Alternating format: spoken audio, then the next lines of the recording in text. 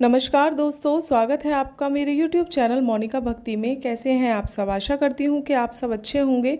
तो आज इस वीडियो में मैं आपको कांवड़ यात्रा की संपूर्ण जानकारी दूंगी और सावन के महीने की वीडियो मैं पहले ही अपने चैनल पे अपलोड कर चुकी हूँ, जिसका लिंक मैं डिस्क्रिप्शन में दे दूँगी, तो आप उस वीडियो को भी ज़रूर देखें।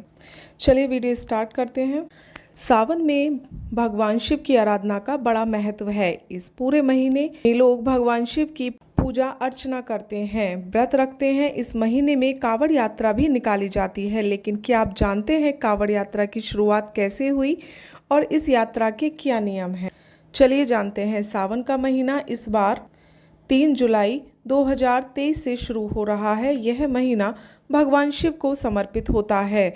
शिव भक्तों को इस महीने का खास इंतजार रहता है। हिंदू पंचांग के अनुसार सावन हिंदू वर्ष का 5वां महीना है। इस दौरान भगवान शिव की पूजा करने वाले भक्तों की सारी मनोकामनाएं पूरी होती हैं। इस दौरान महिलाएं पति की लंबी उम्र के लिए व्रत रखती हैं। व कुंवारी लड़कियां भी इस महीने में अच्छे वर की प्राप्ति के लिए व्रत रखती हैं।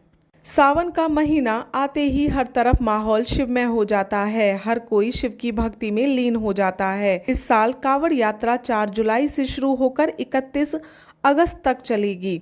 सावन के महीने में कांवड़ यात्रा भी निकाली जाती है। कांवड़ यात्रा के दौरान शिव भक्त पवित्र गंगा नदी से जल भरकर लाते हैं और भगवान शिव का अभिषेक करते हैं। माना जाता है इससे भगवान शिव काफ़ी प्रसन्न होते हैं और भक्तों की हर मनोकामना को पूरी करते हैं।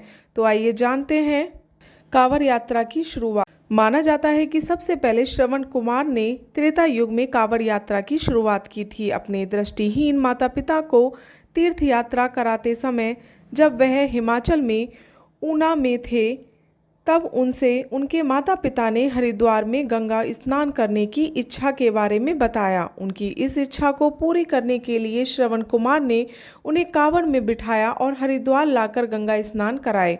वहां से वह अपने साथ गंगा जल भी लाए। ऐसा माना जाता है तभी से कांवड़ यात्रा की शुरुआत हुई।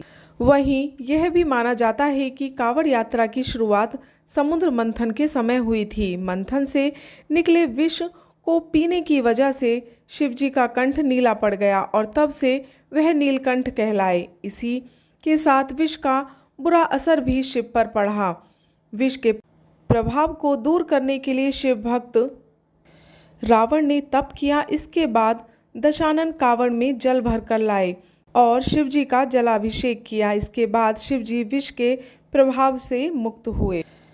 आइए जानते हैं कांवड़ यात्रा का महत्व। माना जाता है कि भगवान शिव सिर्फ भाव के भूखे हैं। उन्हें आसानी से प्रसन्न किया जा सकता है। सिर्फ एक लोटा जल चढ़ाने से भगवान शिव खुश हो जाते हैं। इसी के चलते हर साल शिव भक्त कांवड़ यात्रा निकालते हैं और कांवड़ में जल भरकर लाते हैं और शिवलिंग पर चढ़ाते हैं और भगवान शिव को प्रसन्न करते हैं और भगवान शिव अपने भक्तों की सभी मनोकामनाओं को पूरी करते हैं।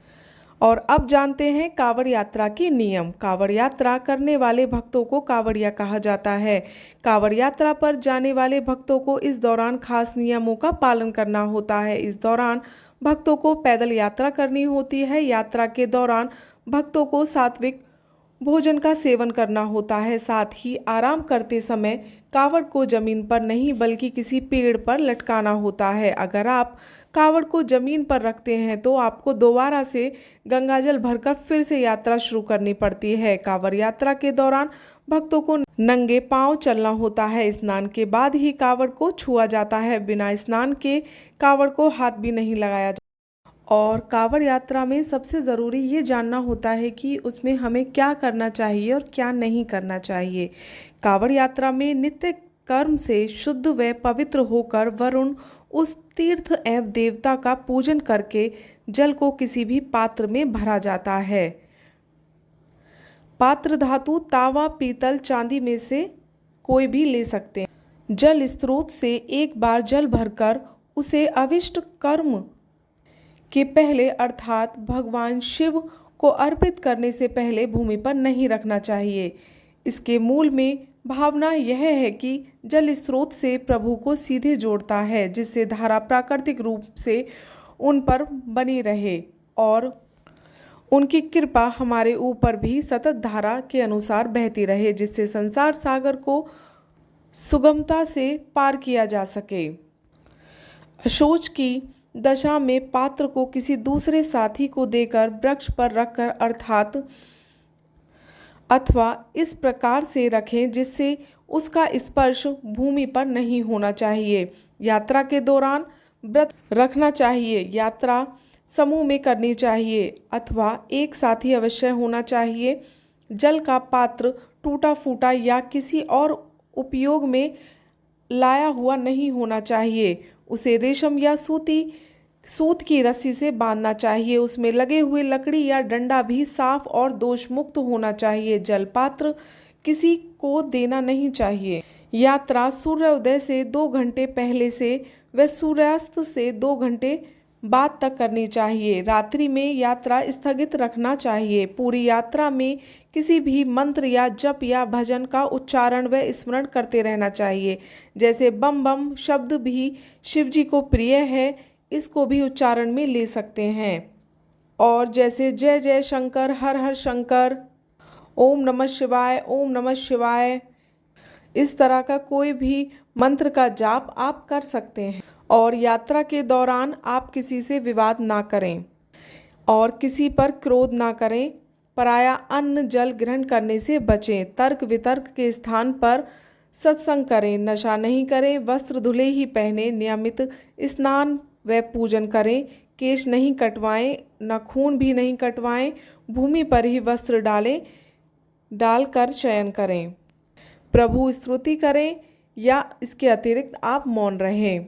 यात्रा के दौरान किसी के भी स्पर्श से बचना चाहिए। तो ये थी कावड़ यात्रा से संबंधित संपूर्ण जानकारी। अगर आपको जानकारी अच्छी लगी हो तो वीडियो को लाइक और चैनल को सब्सक्राइब जरूर करें। हर हर महादेव।